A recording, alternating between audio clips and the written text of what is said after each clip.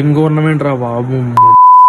తెలంగాణ వాళ్ళు మాత్రం ఖచ్చితంగా ఈ రీల్ స్కిప్ చేయకుండా చూడండి. తెలంగాణలో మనం ఎట్లాంటి గవర్నమెంట్ గెలిపించినామంటే మనకి అసలు ఏంద్రా భయ్, కాంగ్రెస్ గవర్నమెంట్ వచ్చినప్పటి నుంచి అయితే మనకి కరెంట్ తిప్పలు. కాంగ్రెస్ గవర్నమెంట్ వచ్చినప్పటి నుంచి అయితే మనకి ఎండాకాలం లేదు, నా వానాకాలం లేదు. ఎండాకాలంలో మాత్రం మనకి ఎలక్ట్రిసిటీ ఖచ్చితంగా కావాల్సి ఉంటుంది. ఈ ఎండాకాలంలో కూడా కరెంట్ తీసేస్తే ఉడకపోతే సావాలా మనం. అసలు ఈ 2026 లో ఎండలు మాత్రం పీక్స్ లో ఉన్నాయి. ఇంతకుముందు మనకి బీఆర్ఎస్ గవర్నమెంట్ ఉంటుండే, ఇందులో మాత్రం మనకి ఎప్పుడు కూడా ఎలక్ట్రిసిటీ ఇష్యూస్ మాత్రం రాలేదు. బట్ ఈ కాంగ్రెస్ గెలిచినప్పటి నుంచి మాత్రము మనకి ఊగా ఇంట్లలో కరెంటు పోతుంది. సో దీన్ని బట్టి ఏమర్థమైంది, ఫ్రీ కరెంట్ అయితే ఇస్తాడు, ఎట్ ది సేమ్ టైం మనకి కరెంట్ తీసి ఆ ఫ్రీ కరెంట్ ఇవి మొత్తం ఈక్వల్ చేసేస్తాడు. బట్ ఇక్కడ పీపుల్ దేనికి ఇన్ఫ్లుయెన్స్ అయ్యారు, ఫ్రీ కరెంట్ కి మాత్రమే వాళ్ళు ఇన్ఫ్లుయెన్స్ అయ్యారు. ఇది గవర్నమెంట్ యొక్క ట్రిక్ అన్నమాట. నెక్స్ట్ టైం థింక్ వైస్లీ, మంచి ఆలోచించి మాత్రం ఓటేయండి. ఎవరికి అయితే ఓటేస్తున్నామో వాళ్ళు మన కోసం 100% ఇవ్వాలి, అలాంటి వారికి మనం ఓటేయాలి. అండ్ ఫైనల్లీ నేను ఒకటే కోరుకుంటున్నాను, మన తెలంగాణకి నెక్స్ట్ సీఎం ఎవరు రాబోతున్నారో కామెంట్ సెక్షన్ లో అయితే మీరైతే నేమ్ మెన్షన్ చేయండి.